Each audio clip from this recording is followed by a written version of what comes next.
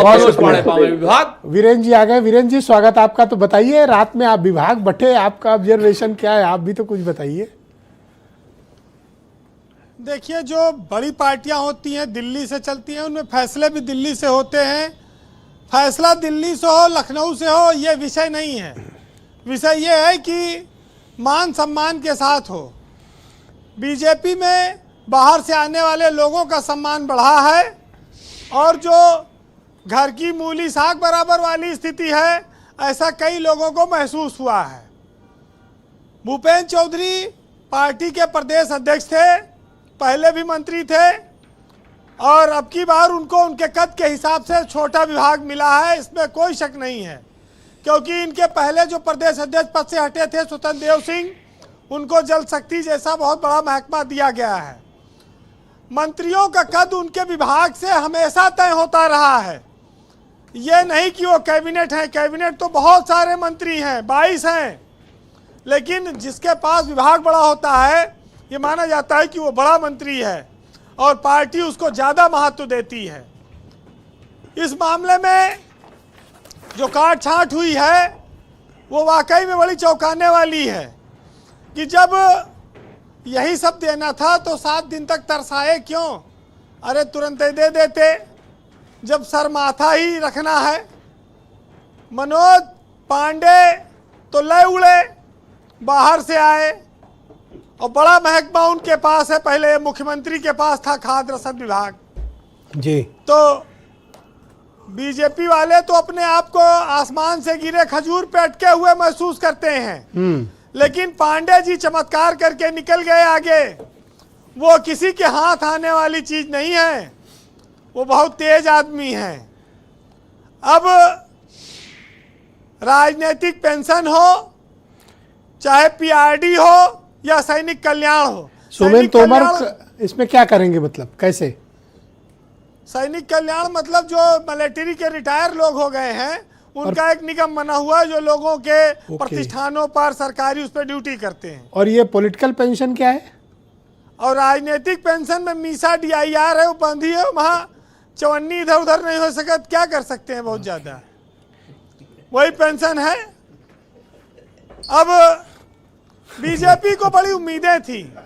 BJP ने देखिए ब्रजेश जी, मंत्रालय से पहले जो मंत्री बनाए वो बड़ा जातियों के आधार पर सटीक बनाए, OBC SC इन सबको महत्व दिया, नौजवान बुजुर्ग ख्याल रखा।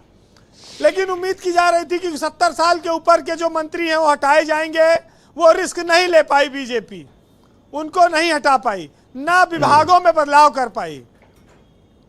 अरे आप इनसे तो छोड़िए, उनको देखिए जो अशोक कटारिया, श्रीकांत शर्मा, सिद्धार्थ नाथ सिंह, ये सब 5 साल इंतजार करते रहे कि अब की विस्तार हो तो शायद हमको मिले, शायद हमको मिले।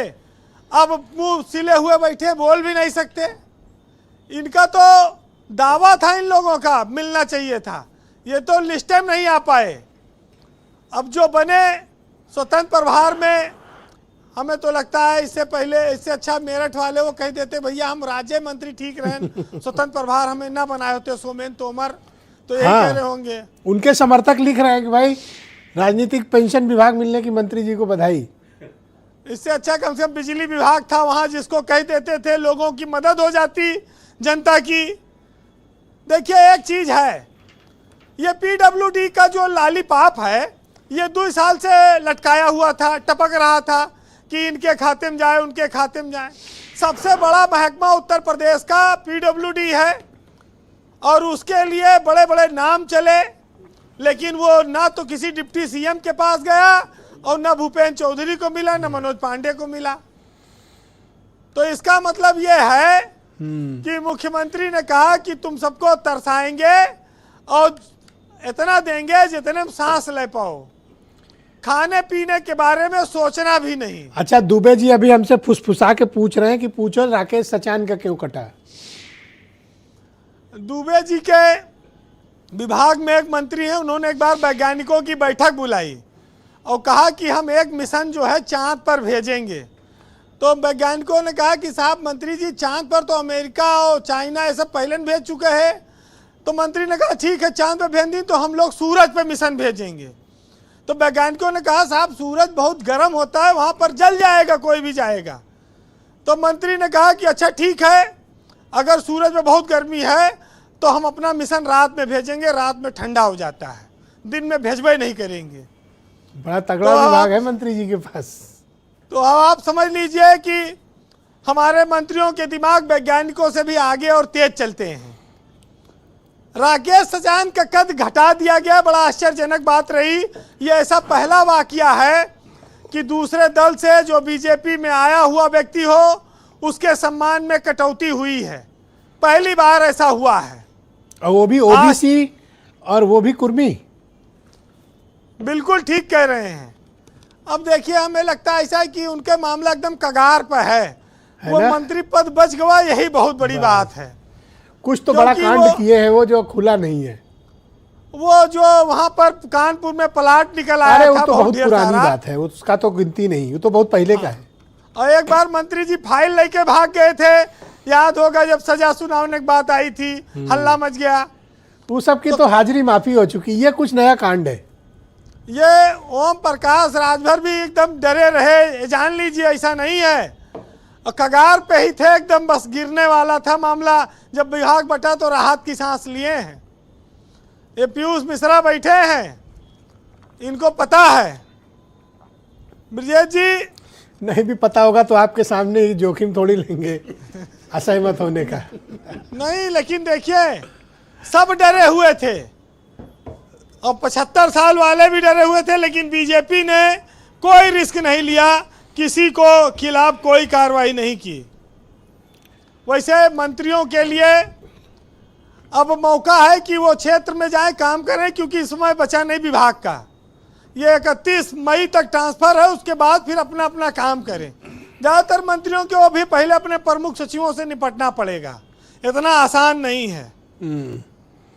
वैसे रफीक सदानी का एक बहुत अच्छा शेर है जी, मंत्रियों के जी व्यवस्था पर कि मंत्री जी जब विभाग में जाते हैं, बड़ा अच्छा विभाग रहता है तो क्या सेवा होती है, और जब खराब विभाग रहता है तो क्या सेवा होती है।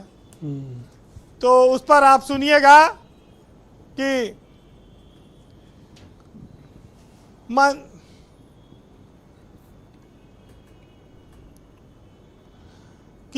मेवे मक्खन मलाई और मलाईदार चाय, और मंत्री जी के नाश्ते में क्या क्या सुख समाए।